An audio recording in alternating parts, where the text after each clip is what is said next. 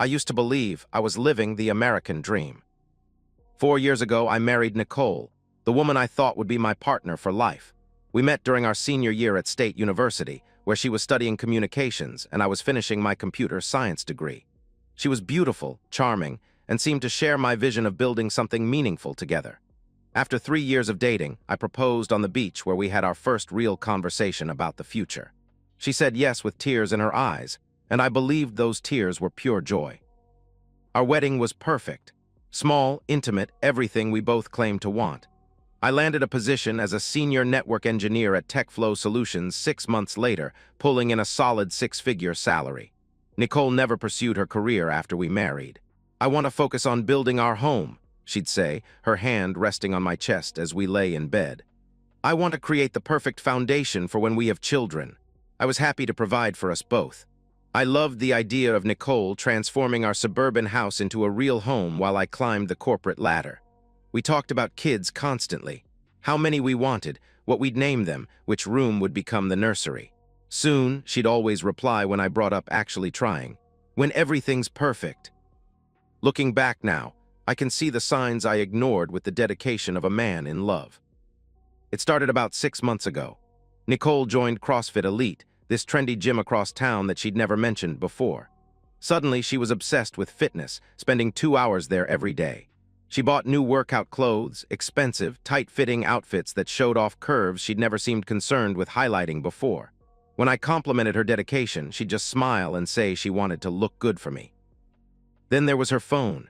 Nicole had always been casual about it, leaving it on counters, asking me to check her messages while she drove. But gradually, it was always face down, always in her purse, always requiring a password I didn't know. When I asked about the sudden privacy, she laughed it off. "Identity theft is everywhere, Jake," she replied dismissively.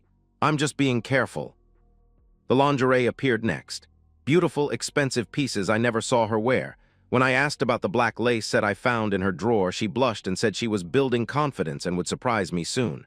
That surprise never came. Instead, our intimacy began dying a slow death. Headaches became frequent.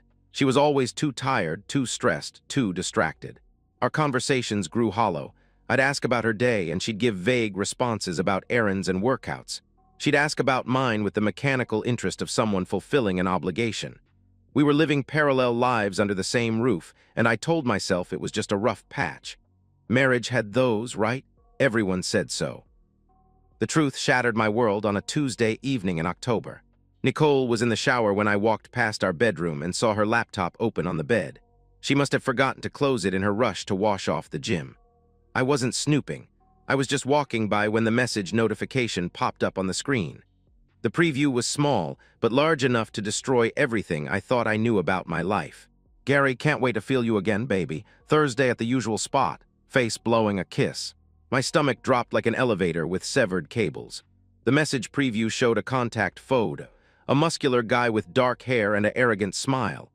I stood there for maybe 10 seconds, the shower still running, Nicole humming some song I didn't recognize. My hands moved without conscious thought. I pulled out my phone and screenshot the message, making sure to capture everything. The contact name, the photo, the timestamp showing 7:43 p.m. on a night when Nicole had supposedly been at book club. I closed the laptop and walked downstairs on legs that felt like they belonged to someone else. That night, lying next to my wife in our bed, I stared at the ceiling and realized I was sharing my life with a stranger. The woman breathing softly beside me, the woman I'd trusted completely, had been living a secret life. She'd been intimate with another man, planning meetings, calling him baby, using the pet name she used to reserve for me. I didn't sleep. I didn't confront her. Instead, something cold and calculating settled into my chest where love used to live. I was going to find out everything. Every lie, every betrayal, every detail of what she'd done to our marriage. And then I was going to make sure both Nicole and this Gary understood exactly what it cost to destroy a man's life. The perfect lie was over. Now it was time for perfect retribution. I became a different man overnight. Methodical, patient, invisible in my own home. 20 years of computer expertise gave me advantages Nicole never considered. While she slept, I installed network monitoring software that would make the NSA proud. Every device connected to our Wi-Fi was now under my surveillance. Her phone, laptop, tablet, I could see every website, every app, every message, every location. The digital footprint of her betrayal would be mine to examine. The first discovery came within hours.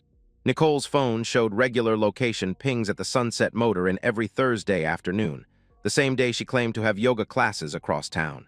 Cross-referencing with her text messages revealed the ugly truth.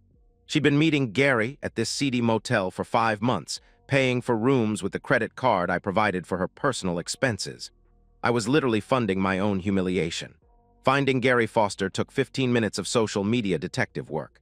Personal trainer at CrossFit Elite, 28 years old, covered in tattoos and dripping with the kind of arrogance that attracts insecure married women. His Instagram was a monument to narcissism, shirtless gym selfies, motivational quotes about taking what you want, and dozens of comments from women whose marriages were apparently as meaningless as my own. The man my wife was risking everything for was a walking cliché. Reading their messages made me physically sick. 5 months of explicit conversations that revealed not just physical betrayal, but emotional cruelty that cut deeper than the affair itself. Nicole mocked me in these texts, calling me boring and too focused on work. She told Gary how much better he was than me, how alive he made her feel, how she was only staying married for financial security while she figured out her exit strategy. "My husband works constantly," she'd written to him. "He's like a roommate who pays all the bills. You make me feel like a woman again." Gary's responses were even worse. He bragged about seeing another man's wife in his own house and called me a clueless beta who deserved what was happening. They had inside jokes about my work schedule, my habits, my complete obliviousness to their affair. I was comic relief in their twisted love story. The house surveillance confirmed my worst fears. Hidden cameras disguised as phone chargers revealed that Gary had been in our home at least a dozen times over the past 5 months. They'd used our bed, our shower, our kitchen. He'd eaten food I'd bought while planning their next meeting. The footage was devastating. Watching your wife with another man in your own bedroom creates a rage that has no name. But I didn't break. I archived everything. Multiple cloud storage accounts, encrypted drives, printed copies in a safety deposit box. I documented their financial infidelity too, gifts Nicole bought Gary with our joint account, 2 occasions where she'd helped with his rent, expensive cologne and supplements she claimed were for a friend. Hundreds of dollars of my money spent on the man destroying my marriage. The divorce attorney I consulted was impressed by my thoroughness. "In 30 years of practice, I've never seen documentation this comprehensive," she said during our consultation. "Our state's adultery laws would work in my favor, especially with video evidence and financial records."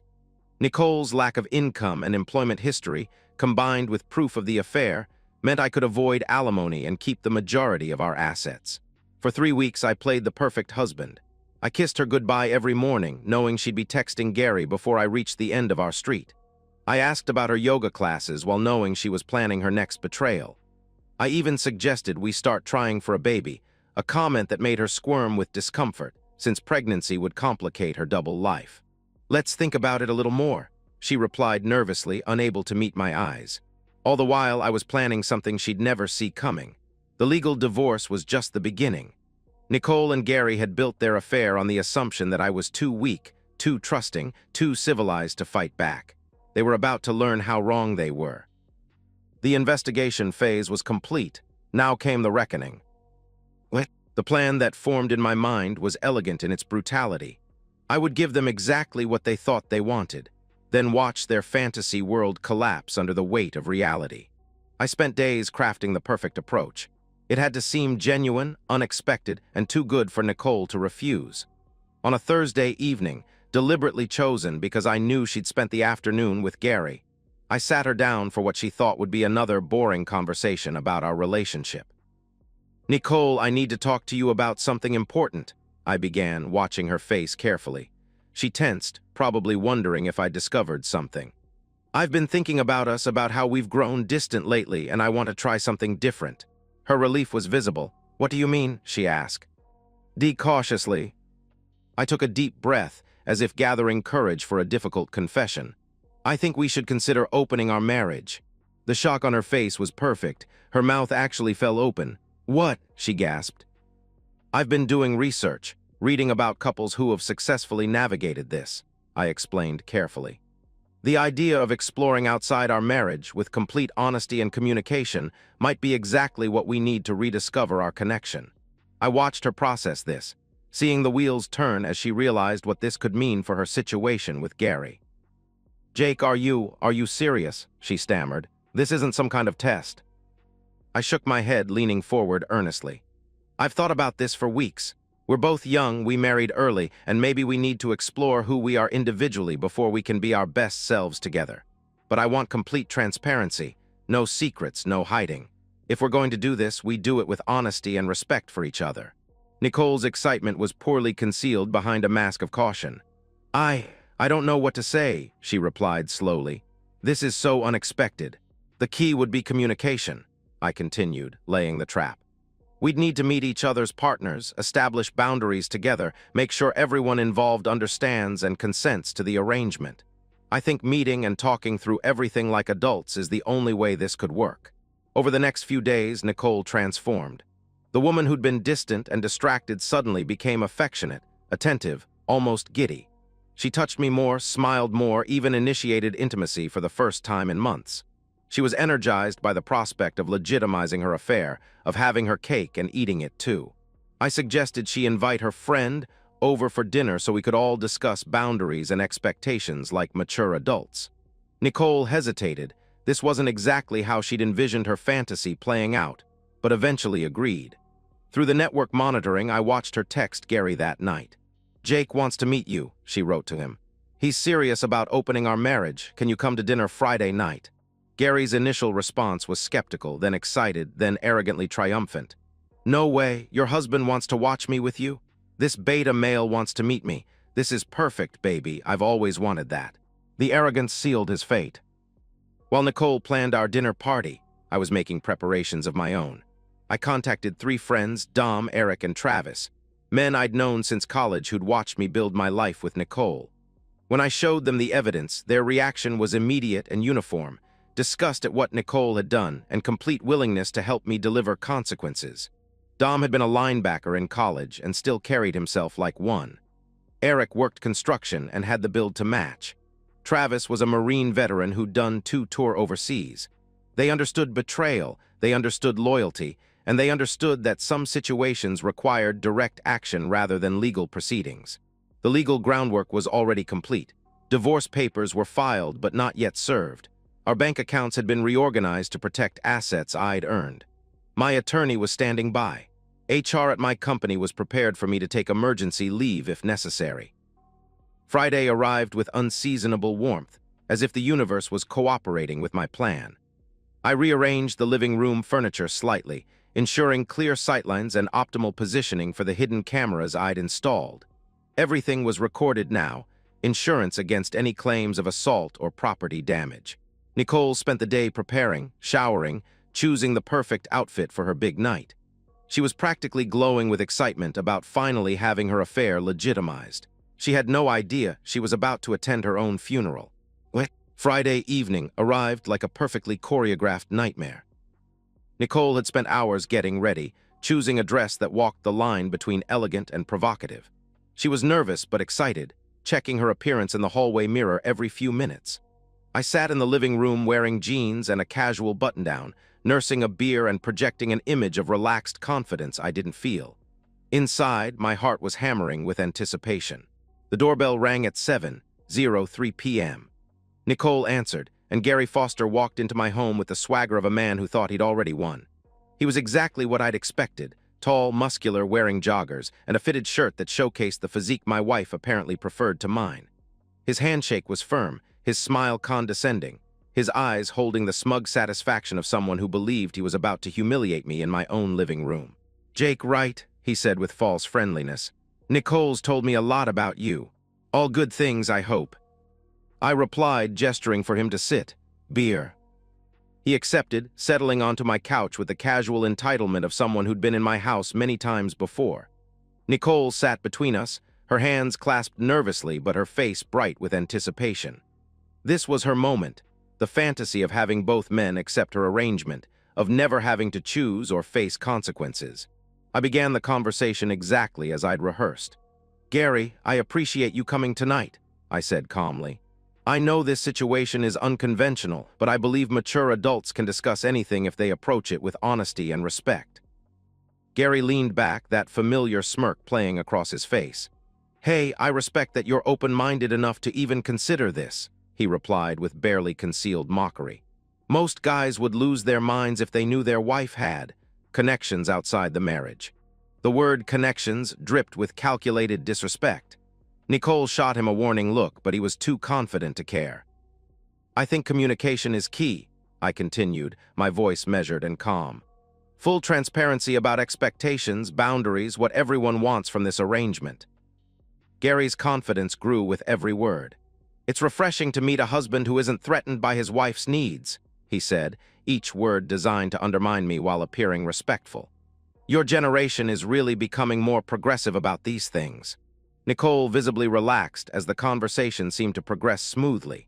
She actually smiled at me, reaching over to squeeze my hand in a gesture of gratitude. This was going better than she'd dared hope. Then I leaned forward, set down my beer, and let the mask drop completely. Actually, Gary, there's something I need to clarify here, I said, my tone shifting to ice cold. I lied.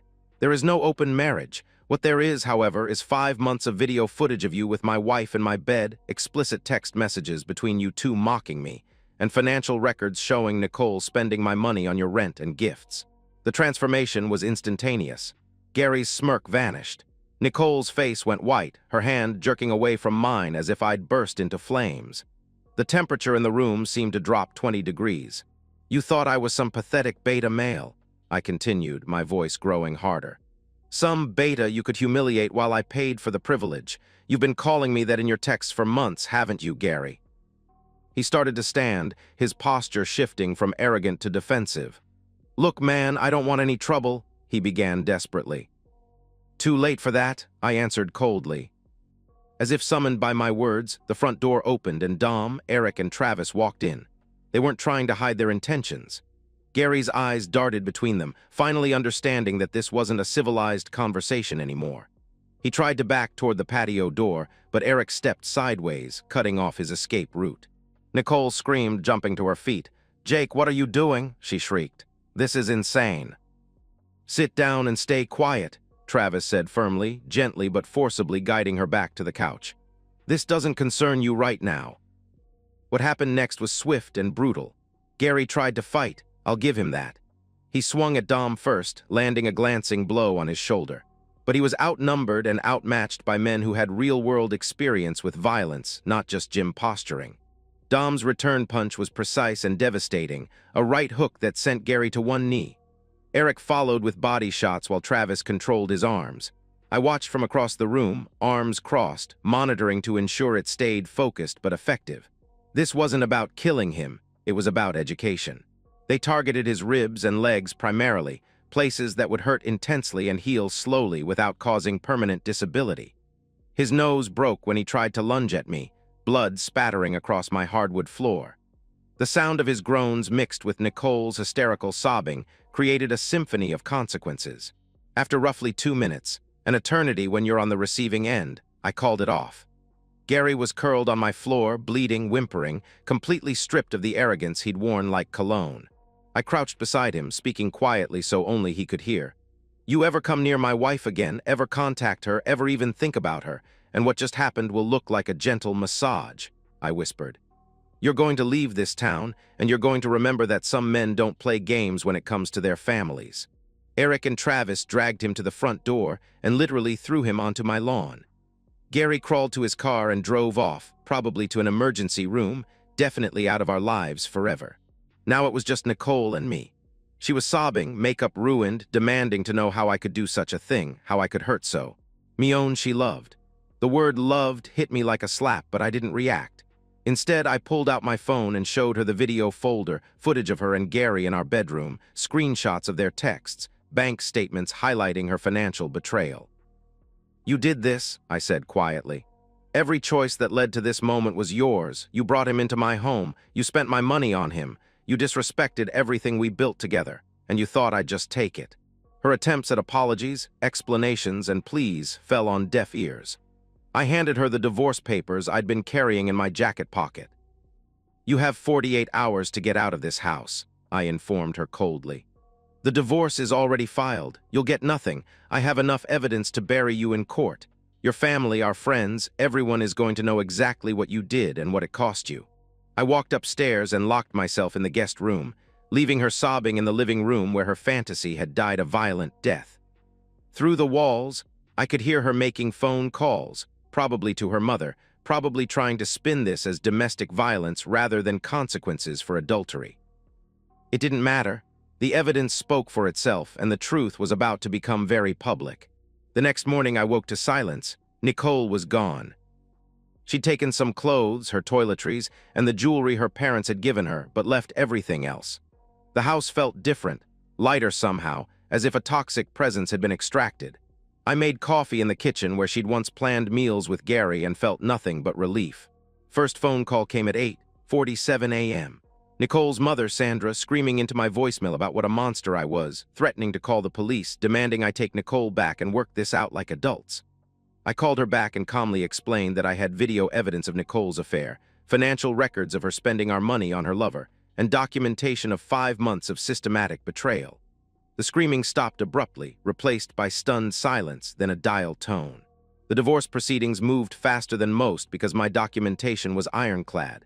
Nicole's attorney, a sharp woman named Rebecca Martinez, tried every angle she could find. She argued for alimony based on Nicole's lack of work history, claiming her client had sacrificed career opportunities for the marriage. She requested half the house value, citing Nicole's contributions as a homemaker. She even attempted to paint me as financially controlling for monitoring our accounts. My attorney demolished each argument methodically. The videos and text messages proved not only adultery but financial infidelity, Nicole using marital funds for an affair. The timestamps showed she'd been deceiving me while I worked to provide for our future. The judge, a no-nonsense woman in her 60s, was visibly disgusted by the evidence. "Mrs. Thompson," she said sternly during the final hearing, "you were unfaithful to your marriage, dishonest about your activities, and misappropriated marital funds for an extramarital affair. This court sees no justification for awarding you alimony or significant asset division." Nicole left our 4-year marriage with her personal belongings, a used Honda Civic that had been in her name, and approximately $3,000 from her personal checking account. No alimony, no house, no ongoing financial support. She was 29 years old with no work history, no savings, and no safety net except her parents. Through mutual friends, I learned about her new reality with a satisfaction that probably made me a terrible person, but I couldn't bring myself to care. Nicole moved into a studio apartment in the worst part of town, the kind of place she'd once wrinkled her nose at when we drove past. The monthly rent was more than she'd ever paid for anything in her adult life, funded by her parents' reluctant support and a job as a cashier at Target.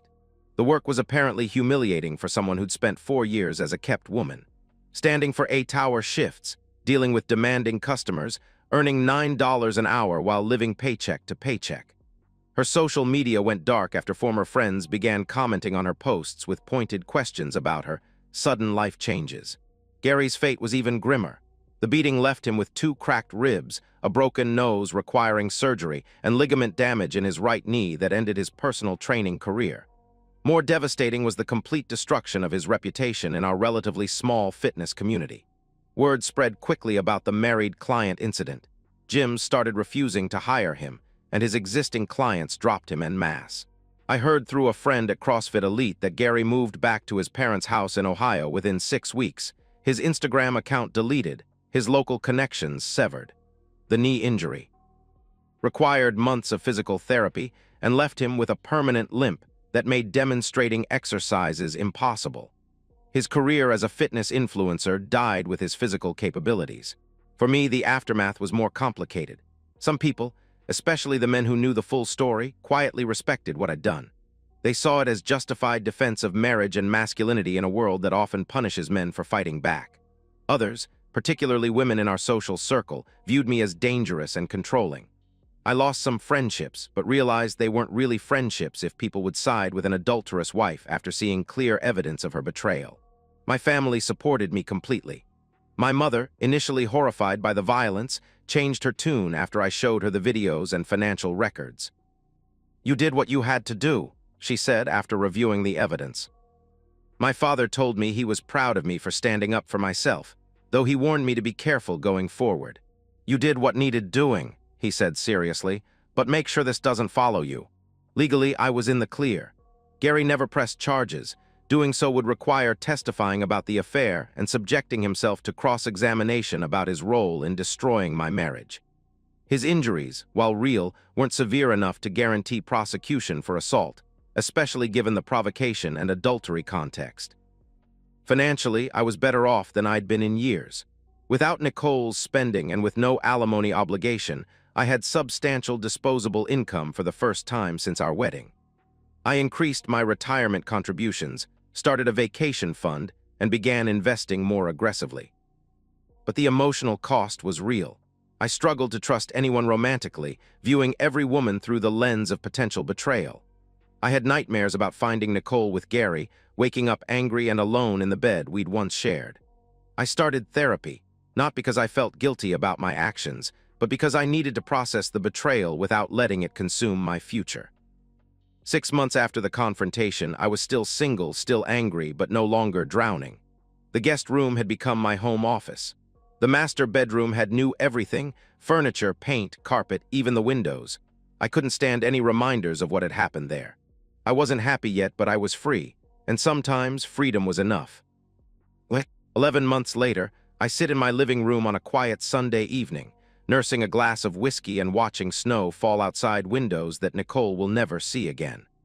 The house is completely mine now, every room renovated or rearranged, every memory of our marriage systematically erased and replaced.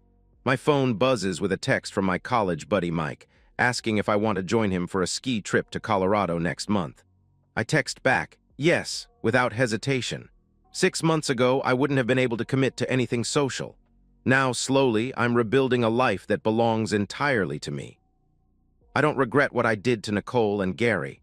Some people would call it excessive, even monstrous. I call it necessary. They made a calculated decision to betray me, to mock me, to use my money and my home for their affair, betting that I was too weak or too civilized to do anything meaningful about it. They were wrong.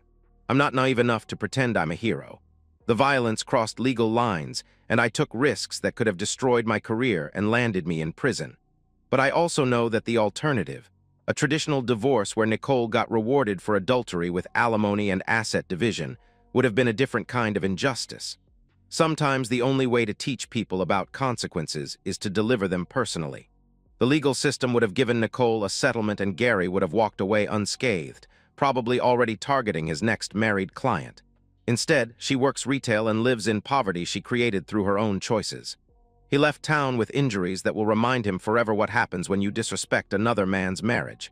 And me? I'm free. Truly, completely free. I won't pretend dating is easy now. I'm cautious, maybe too cautious, analyzing every woman's words and actions for signs of deception. I may never remarry. The idea of trusting someone with that level of access to my life feels impossible right now. But that's a choice I get to make on my own terms, not because someone trapped me with lies and manipulation. Tomorrow I have a meeting about a promotion to senior systems architect.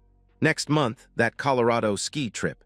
Next year, maybe a house in the mountains where no one knows my story. My life belongs to me again.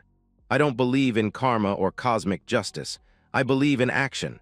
When it mattered most, I took action instead of accepting betrayal. I chose consequences over victimhood, justice over forgiveness.